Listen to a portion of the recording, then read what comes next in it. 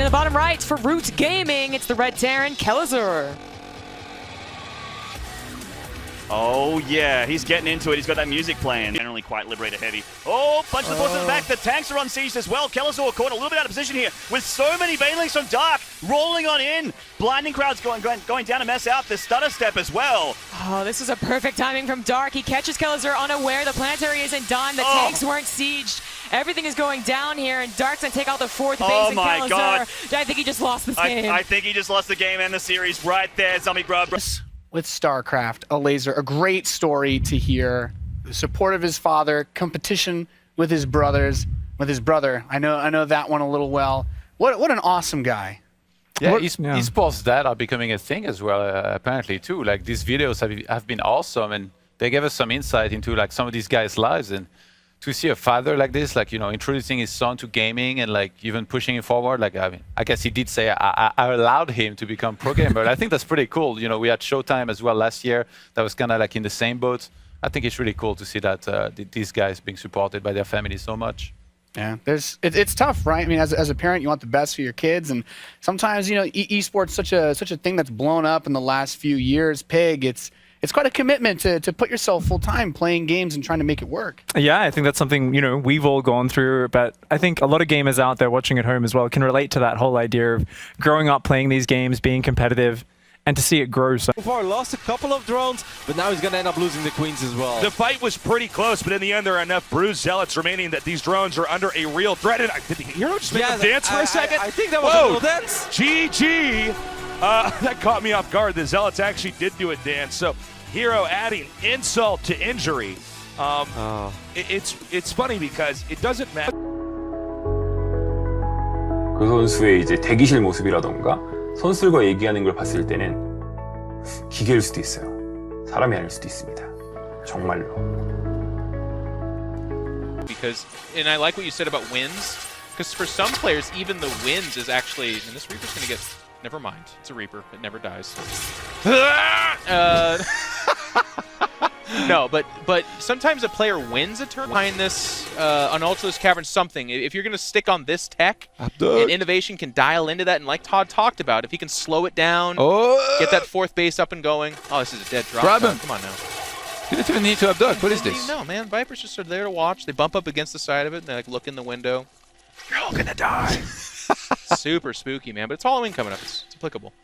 Anyways, that's my point of concern. So I'd like to see some tech switch up there from True. You got what it takes, man. He's like, I don't know if and he's hitting two more bases at the same time. Oh my gosh. Gumiho is just like putting on a clinic. This is the greatest mech player on Earth, in case anyone was wondering, and he has been for a very long time. And like, this is a reformed style of mech. It's very different from how he was playing during that season. He won the GSL, the single armory. He hasn't been sieging his tanks as much. Like, I just love these changes he's made. We have not seen one offensive launch of Locust. Does sacrifice that base, and smartly so. And that's one of the strongest things you can do as a Zerg player to abuse this map specifically, is because there's so many separate lanes and it's kind of hard to rotate between them. Oh, hold that thought. It's a barbecue. Oh my So many workers just went down here. That's actually huge damage for Gumi. That is a gigantic amount of drones going to... Oh, one more shot there. And of course, the Korean phenom, the GSL champion, it is Gumiho. Impressive play from Gumiho in that game number one. Thought it was going to slip away for a while, but he hung on. That harassment always really has been his strength, even in the early days, you know, post-random player Gumiho, but back in the early days of maybe 2012, it was always harassment. It was always the chaotic games coming in from multiple angles. That was where he really showed his skills. No, those guys are rushers. Those are cheesers. Okay, here we go. He's going for it. Rogue moving in right now. Fungal's on top of these Void Rays, but they turn on. A ton of Neurals coming out. So much damage everywhere. It's hard to say what's even happening. Oh my god, he's taking control of Neeb's almost entire force here. But the Void Rays dealing massive, massive amounts of damage. Carriers being targeted down. The Ultra running around underneath. There's nothing for him to attack. Some of the spores were attacking, but some of them were not burrowed here. Infestors still trying to do what they can here, but Broodlords are starting to die in Infestors as well. I think Neeb's done it. And that's it. GG is called. I mean, this is pretty tough. Gumiho has erased a base and is continuing the push. Yeah, he's trying to throw more Locusts, but they're going in on their own. This doesn't really achieve that much. Will he get the tank? One siege tank does fall. I mean, in the long term, that's nice, but right now, Gumiho is knocking on the door, and if he can take out another base, he is going to start to pull way ahead in that economy. Oh man, he is making it very tough. A great spread on these siege tanks. Still, Serral trying to add in as many Hydras as he can. He has some Lings and Banes. He gets another Locust fleet, but look, these Vikings really putting a dent in them before they can land. Oh, the Hydra Baneling on the top left flank actually got blasted by those tanks before it could even connect properly. Those Hydras starting to get whittled down as they come in. Hellbats are loose in the mineral line now, and this is where everything...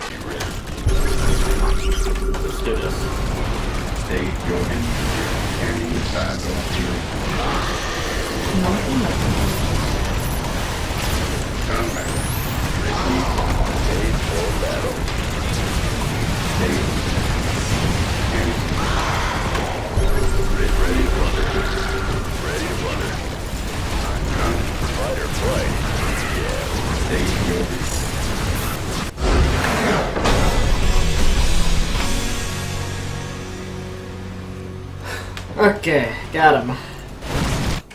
Already doing maximum damage output. Burrowed Infestor here from a laser, very cheeky. And some Burrowed Banelings as well.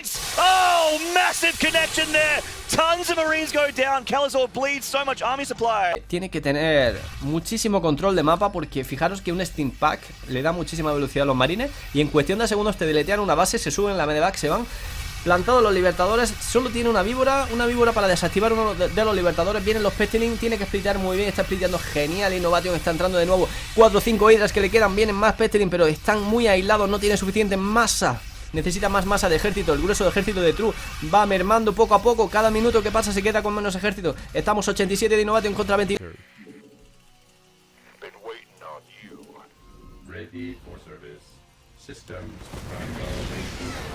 Well, here come the tanks.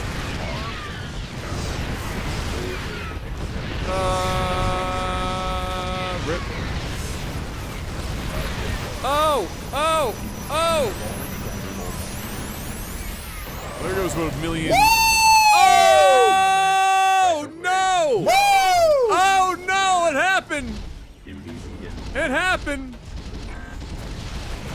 Oh! Oh!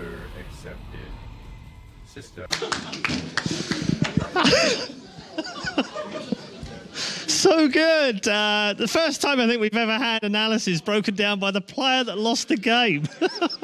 Oh, brilliant. QXC there with the little cameo appearance in the analysis. I don't think I can ever watch analysis the same way ever again. Talking about fun, we've had some more of your Valentine's cards come through, although I don't think we can top QXC doing analysis on his own game and telling us how badly he played. But Watch this shit. Trust me, guys. Do you guys trust what I'm saying? We're both gonna attack the... Here we go. Watch this shit.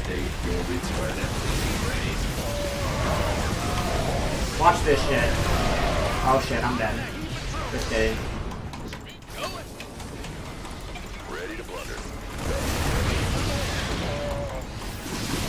Serral looks like he's going to be able to finish this game. Some spines going up in the natural, so True not giving up quite yet. Wants to see if he can hold on. So many transfusions actually available here, though.